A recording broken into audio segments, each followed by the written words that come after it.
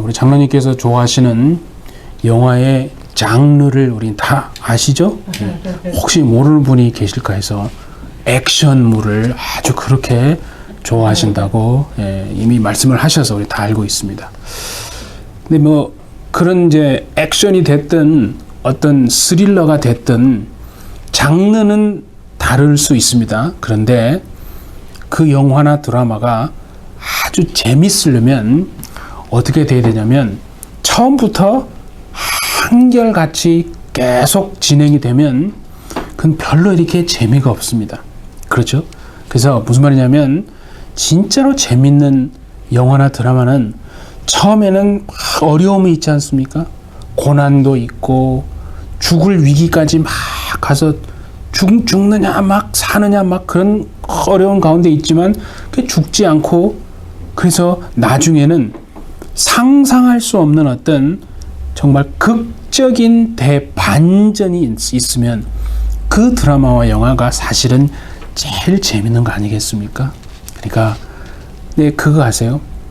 우리 인생도 극적인 대반전이 있고 신앙에도 대반전이 있습니다, 여러분. 하나님이 개입을 하시면 우리 인생에도 극적인 대반전이 반드시 일어나게 된다고 하는 것이 오늘 이 본문의 말씀이 말하고 있는 거 아니겠습니까?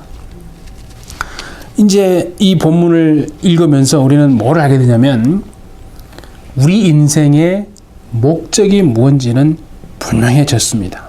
이게 뭐냐면 나를 드러내는 것이 목적이 아니고 우리가 행해가는 모든 인생을 통해서 오직 하나님만 드러내는 것, 그게 우리가 살아야 될 인생의 목적이라고 하는 것은 분명해졌습니다. 그 앞장에 이제 앞절에 5절에서 8절까지 보면 예수님이 하나님의 본체시라고 했습니다. 그런데 그 예수님이 하나님과 동등됨을 취할 것으로 여기지 아니하시고, 그렇죠?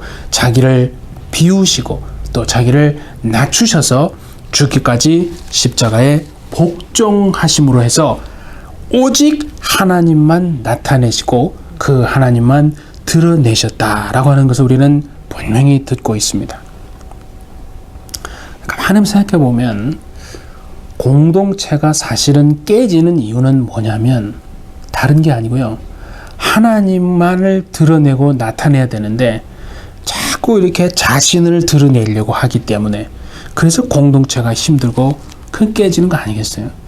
그러니까 나를 몰라주는 것 같아서 막 너무 속상하기도 하고 또 자기를 알아줘야 되는데 나를 알아주지 않는 것 같아서 막 마음이 답답하고 때로는 막 무시를 당하는 것 같아서 그 참 마음이 그런 마음이 때문에 사실은 힘들고 어려운 것인데 그래서 오늘 하나님은요 뭐라고 하냐면 예수님의 마음을 품으라. 그러니까 예수님의 마음을 품으라는 말은 높이지 말고 자신을 드러내려고 하지 말고 네 자신을 자꾸 비우고 네 자신을 낮추라. 그렇게 말씀하고 있는 거 아니겠어요? 그럼 우리는 이렇게 질문할 수 있습니다. 이론이 아니라 하나님, 왜 하나님은 이토록 나를 자꾸 비우게 하십니까? 하나님이 우리를 비우게 하시는 이유는요. 하나님이 우리를 채워주시려고 하시는데 비워지지 않으니까 채울 수가 없다는 거 아니겠어요? 그러니까 비워서 하나님이 채워주시려고 그래서 우리를 비우라고 하시는 겁니다. 그러니까 어떻게 보면 비움이라고 하는 것 자체가 목적이 아니라는 겁니다. 네. 비움이 채움으로 반전이 이루어지지 않으면 정말 그건 뭔가 잘못된 신앙입니다. 그러니까 예수님도 자기를 죽기까지 비우시고 낮추시니까 그냥 그대로 끝나는 게 아니라 하나님이 모든 무릎이 그저 그 예수 이름 앞에 꿇게 하실 정도로 지극히 높여주셨다라고 말씀하고 있는 거 아니겠어요? 그러니까 우리는 이렇게 생각할 수 있는 거죠. 하나님은 지금 우리를 막 채워주시려고 높이시려고 하시는데 우리가 비우지를 못해가지고 하나님의 채우심이라고 하는 그 기적의 채움을 사실은 경험하지 못하는 거 아니겠어요? 하나님이 우리를 높아주려고 하는데 우리가 우리 자신을 낮추지를 못하니까 하나님의 높아지심을 경험하지 못하는 것은 아닌가. 그런 생각이 듭니다. 성경을 잘 보면 비움에서 시작이 되어서 기적적인 하나님의 채워진 이야기들이요, 성경에 있거든요. 예를 들면은 구약에 보면 열왕기상 17장에 보면 엘리야 선지자하고 그 사르밧 과부 이야기가 나오지 않습니까? 예, 그 땅이 시돈 땅이라고 돼 있죠. 근데 정상적인 상태가 아니라 가뭄이 너무나 극심해가지고 먹을 게 하나도 없는 거예요. 그러니까 뭐 다 죽게 생긴 거예요. 근데 그 땅에 아들하고 같이 살고 있는 과부가 이제 자기가 가지고 있는 게 뭔가 보니까 통에 기름이 이제 통에 가루가 조금 남았어요. 병에 기름이 이제 마지막 얼마 이제 안 남았어요. 그래서 에이 뭐 어차피 이제 희망도 없다 이거죠. 뭐 이래 죽거나 저래 죽거나 죽는 건 마찬가지인데, 그래서 마지막 그 통에 남은 가루하고 병에 남은 기름을 가지고 이제 빵을 만들어서 그걸 먹고 이제 아들과 같이 죽으려고 이제 그렇게 하고 있습니다. 근데 엘리야 선지자가 와서는 하는 말이 뭐냐면 그 마지막 남은 통에 가루하고 병의 기름을 가지고 빵을 만들어서 엘리야 자기 자신에게, 엘리야 선지자에게 달라고 하는 거죠. 그러니까 이제 이게 생각해 보면 말이 되는 그런 명령이 아니잖아요. 근데 이 과부 생각할 때 먹고 죽거나 안 먹고 죽거나 뭐 죽는 건 똑같잖아요. 그래서 이래 죽거나 저래 죽거나 마찬가지니까 그 명령에 순종합니다. 그래서 마지막 남은 엘리야에게 이제 그 빵을 만들어 주려고 마지막 남은 그 통의 가루와 병의 기름을 탁 비우지 않습니까? 그런데 어떤 일이 있습니까? 가루와 정말 그 기름을 싹 비우고 나니까 그때부터 그 통의 가루가 그 병의 기름이요 마르지 않는 하나님의 기적의 채우심이 그때부터 시작되더라 하는 거 아니겠어요? 그러니까 우리는 이걸 아셔야 합니다. 하나님이 자꾸 우리를 낮추라고 비우라고 하시니까 그러니까 비우고 낮춰서 비참하게 끝나는 인생이 아니고요. 비움은 절대 비참한 비움으로 끝나는 게 아니라 하나님의 채워지는 기적이 시작되어지는 줄 믿습니다. 그러니까 하나님이 높이시는 반전이 반드시 시작되는 겁니다. 그러니까 낮아지는 것은 결국 낮아짐으로 끝나는 인생이 아니고 하나님의 높이시는 기적의 정말 채우심이 반드시 있다는 것, 그거를 하나님이 말씀하시는 거 아니겠습니까? 베드로가요, 어부 아닙니까? 그래서 갈릴리 바다에 와서 그물을 던져서 고기를 잡으려고 밤새 그물을 던졌는데 한 마리도 못 잡은 거 아니겠어요? 그래서 밤이 새도록 수고를 했지만 배도 텅 비고 그물도 이제는 비었습니다. 그래서 안 되나 보다 하고 이제 그만하려고 하는데 예수님이 오셔서 하는 말씀이 너 오른쪽에다가 오른편에 그물을 던지라 이렇게 말씀하잖아요. 근데 베드로 한번 생각해 보세요, 여러분. 만일 베드로의 반응이요, 주님, 제가 누굽니까? 제가 이 갈릴리 바다에서 아주 뼈가 굵은 사람입니다. 매일 와서 그물 던져서 물고기 잡아서 살아가는데 제가 딱 보면 벌써 어디에 물고기가 있고 어디에 없는 줄 다 압니다. 제가 완전 전문가, 제 경험이 하루 이틀이 아니거든요. 지식도 다 가지고 있고 다 알아요. 그거 다 해봤어요. 없다니까요. 소용없어요, 주님. 만약에 그렇게 했다면 자신의 경험과 자신이 알고 있는 어떤 지식을 배경으로 해서 그냥 주님의 말씀에 순종하지 못했다면요, 그 베드로의 인생은 그냥 빈 배, 빈 그물로 끝나버렸을 겁니다. 그렇죠? 그런데 베드로가요, 그 말씀에 순종하지 않습니까? 그러니까 그 빈 배가 만선으로 바뀌는 하나님의 채움이 경험이 되어졌다 하는 거 아니겠어요? 근데 그렇게 생각해 볼 수 있어요. 예수님은 이미 다 아신다 이거죠. 그러니까 베드로가 그 그물이 배가 완전히 빈 배와 빈 그물이 될 때까지 어떻게 보면 주님이 기다리고 계셨던 것은 아니겠습니까?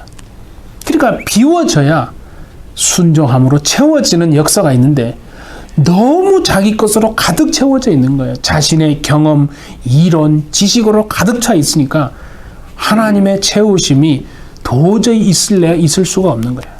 그래서 비워질 때까지 계속 기다리는 거예요. 물론 예수님이요 물고기들을 다 한쪽으로 몰아가지고 베드로가 다 아니까 이럴 리가 없는데 분명히 물고기가 있어야 되는데 여기 그물을 내리면 물고기가 잡혀야 되는데 잡히지 않게끔 예수님이 물고기를 한쪽 방향으로 싹 모른 것도 있겠죠. 그래서 비어있게 완전히 정말 텅텅 빈 배와 빈 그물이 되게끔 그렇게 하신 거거든요. 그러니까 여러분 완전한 빈 배가 되기 전에 베드로에게 그런 명령과 그런 말씀을 했다면 절대 베드로는요 순종하지 않았을 것입니다. 그게 우리의 인생을 살아다 보면 다 그렇게 수긍이 가지 않습니까? 내 것이요 완전히 바닥을 치기 전까지는 하나님 앞에 순종하지 않거든요. 그게 사람의 죄성이 아니겠어요? 그러니까 베드로는 빈 배가 되기 전에 그 명령을 만약 들었다면 자신의 경험과 생각을 의지하고요 절대 순종하지 않았을 것입니다. 완전히 비어지고 그물도 비어지고 그렇게 텅 빈 인생이 되고 나니까 내가 의지했던 그 내 경험과 지식이 이게 소용이 없구나 하는 것을 그제서야 알게 되고 다 마음도 비워지고 배도 비워지고 그물도 비워지니까 그제서야 예수님께 순종하게 되어지는 겁니다. 그러니까 비움 자체는 의미가 있는 게 아니라 그 비움은 반드시 하나님의 채우심으로 연결되어지고 시작되어지는 줄 믿습니다. 그렇다면 우리 인생도 마찬가지 아니겠습니까? 하나님이 우리를 자꾸 낮추시고 고난을 통해서 비우게 하시는 것은요 비참한 인생이 되라는 게 아니라 하나님이 높여주시고 하나님이 채워주시겠다라고 하는 말씀인 줄 믿습니다. 우리가 가나의 혼인잔치도 잘 아시잖아요.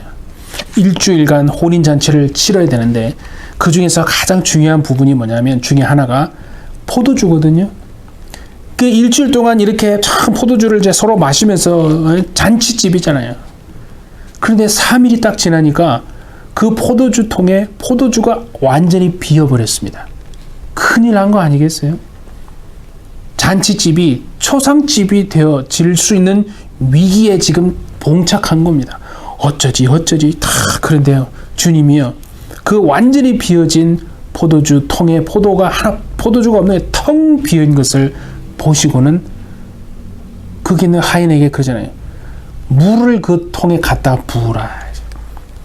그런 걸 생각해보세요. 물을 갖다 붓고 그 물을 혼인잔치에 있는 손님들에게 갖다 퍼줘라 그러면은 아니 이거 물 먹이는 거잖아요. 그 물 먹이면 어떻게 큰일 나는 거 아니겠어요? 근데 그 물을 붓고 순종하고 그 물을 갖다 주니까 우리가 잘 아는 것처럼 그 물이 포도주로 바뀌는 채움으로 변화되었다는 거죠. 그러니까 비움이라고 하는 것이요 절망이 아니고 낙심이 아니고 끝장이 아니라 사람이 생각할 때는 비움이요 낮아짐이요 죽음이요 끝이라고 생각합니다. 그러나 주님이 생각하는 것은 그게 아니라 바로 채워지고 높아지고 다시 살아나는 부활로 연결되어지는 것이거든요. 그러니까 우리가 우리 자신을 비우고 낮추고 하는 것은요 그것은 비굴한 것도 아니고 어찌 보면 초라한 것도 아니고요 절대로 실패한 것이 아닙니다. 사람들이 볼 때는 어쩌다 저 지경이 되었을까라고 생각할 수 있습니다. 본인도 그렇게 생각할 수 있어요. 하지만 그것은요 과정입니다. 그 낮아지고 비워지는 그 과정을 통해서 하나님이 높이시고 채워주시려고 준비하시는 줄 아시는 저와 여러분 되어주시기를 바랍니다. 그래서요 오늘 우리가 읽은 이 빌립보서 2장의 9절에서 11절은요 다른 말로 하면 뭐냐면 위대한 반전이거든요. 완전히 극적인 반전이 이루어지는 거 아니겠어요? 예수님이 십자가에서 죽기까지 그렇게 자신을 낮추시고 비우시고 복종을 하셨는데, 그러니까 그냥 비참하게 끝난 인생이 아니라 하나님이요, 인간의 언어로는 표현할 수 없을 정도로 그 예수님을 지극히 높여주셨다라고 말씀하고 계시지 않습니까? 그러니까 우리가 이런 솔직히 그런 마음이 들 때가 있잖아요. 내가 성경대로 살고 하나님 말씀대로 참 살면 항상 나는 양보만 해야 되고 내가 항상 손해만 정말 보는 게 아닌가. 사실은 그런 생각이 들 수 있습니다. 근데 여러분, 그거 아셔야 합니다. 하나님이요, 채워주시고 결국에는 높여주시고 채워주시는 사람들이 누구냐면 바로 그런 사람들입니다.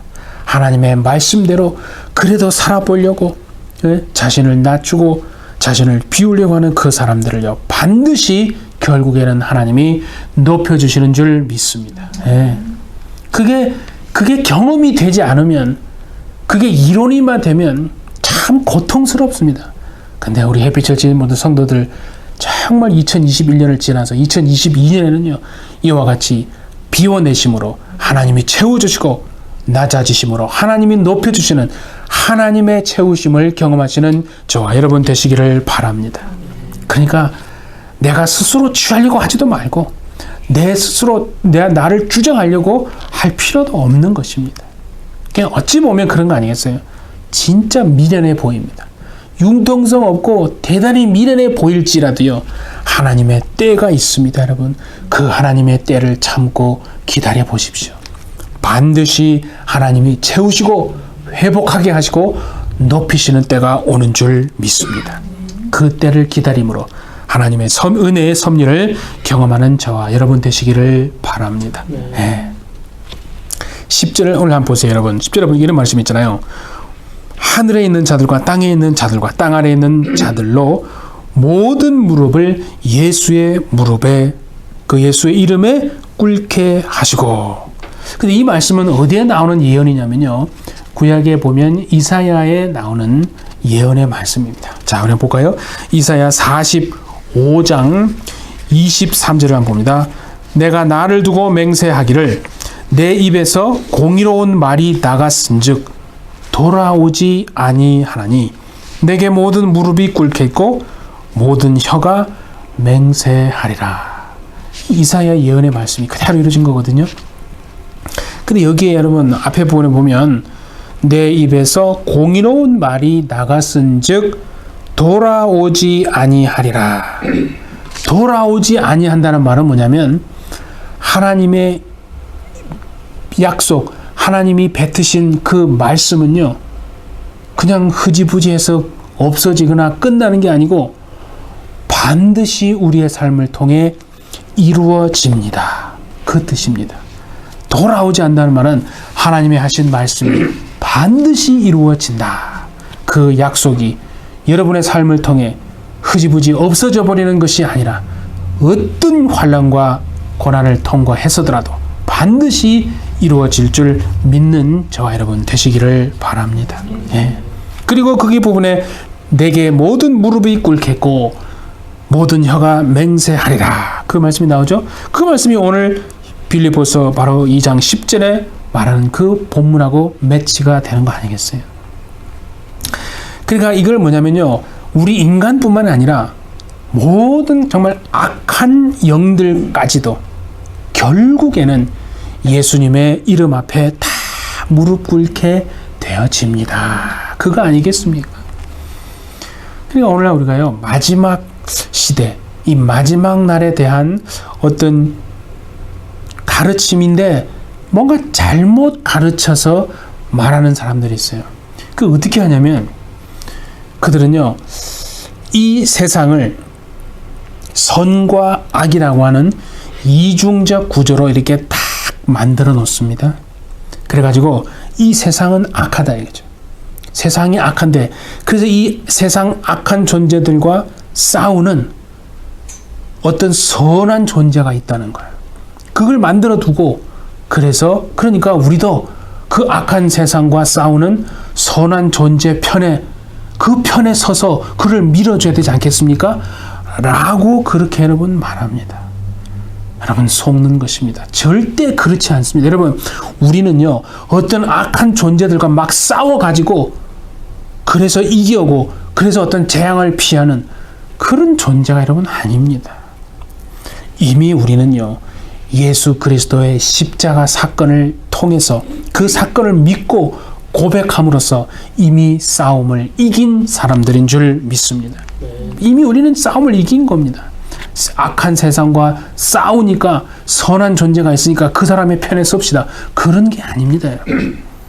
그러니까 우리의 삶은 뭐냐면 십자가에서 우리 죄를 위해서 죽으신 그 예수 그리스도를 믿고 고백하는 것이고, 그분의 그 마음, 그 예수님의 마음을 가지고 세상을 보고 세상을 분별하는 것이며, 우리가 있는 그 곳에서 지금 내가 살아가는 이 현장의 삶의 현장에서 하나님의 진정한 통치를 받고 내가 있는 그 곳에서 세상에 빛이 되고 세상의 소금이 되어지는 것, 그것이 우리에게 주어진 삶인 줄 믿습니다.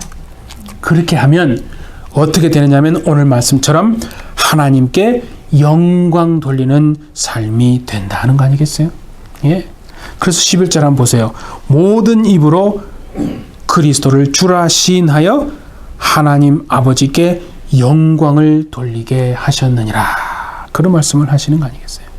그러니까 살아가는 지금 내 삶의 현장에서요, 하나님을 인정하고 그 하나님을 정말 시인하고 그 하나님의 내가 통치를 받고 그분께 부르짖고 오직 애통하는 마음으로, 그 마음으로 하나님 앞에서 살아간다면요, 그렇게 함으로써 하나님이 영광 받으시는 삶을 살게 된다. 그 말 아니겠습니까?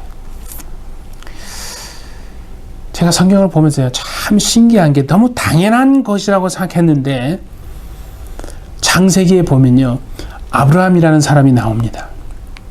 근데 아브라함의 인생을 제가 한번 쭉 이렇게 읽어가면서 느껴지는 게 뭐냐면, 아브라함은요 하나님께 막 기도해서 복을 달라고, 내가 하는 일이 잘 되게 해달라고, 축복해 달라고 막 아브라함이 막 새벽에 일어나서 막 간구하고 막 철회하면서 하나님 막 복을 주셔야 됩니다. 막 그렇게 기도했나?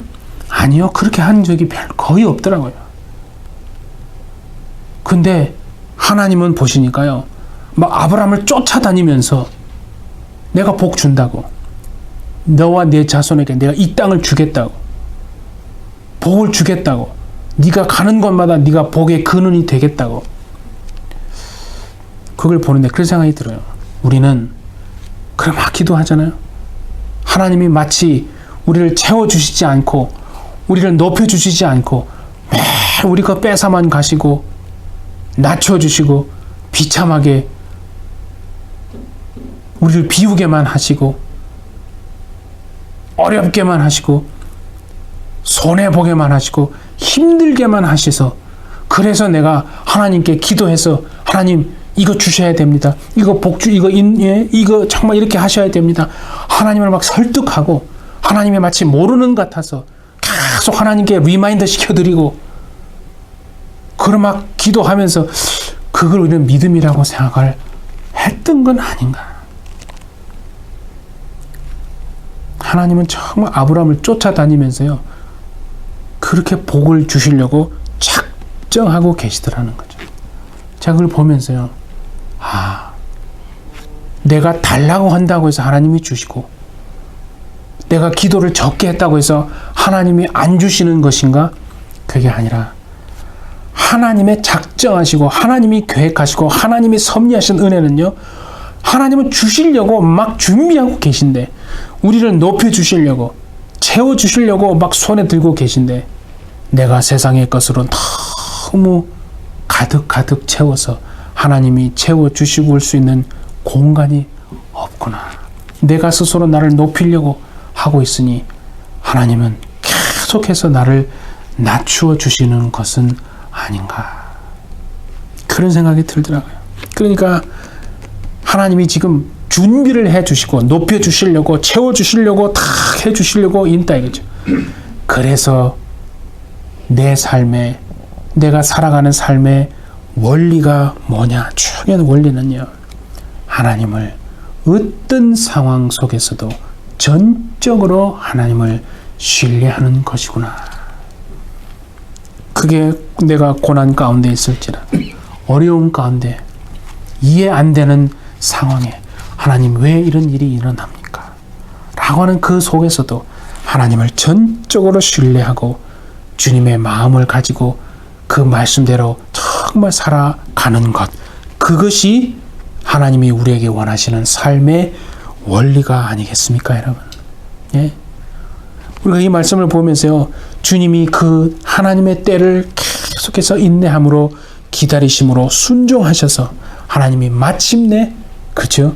모든 무릎을 그 이름 앞에 꿇게 하시고 예수님을 정말 지극히 높여주신 것처럼 하나님은 우리에게도 그와 같은 삶의 태도를 원하시고 계신다 하는 것입니다. 그래서 우리가 이 땅에서 겪는 사실은 고난, 비워지고 낮아지는 것은 뭐냐면 하나님이 우리를 온전케 하고 채워주시고 또 높여주시기 위해서 그렇게 하시는 과정이구나 하는 것을 여러분 정말 아시는 여러분 되시기를 바랍니다. 그래서 고난을 겪으면서 그런 거 아니겠어요?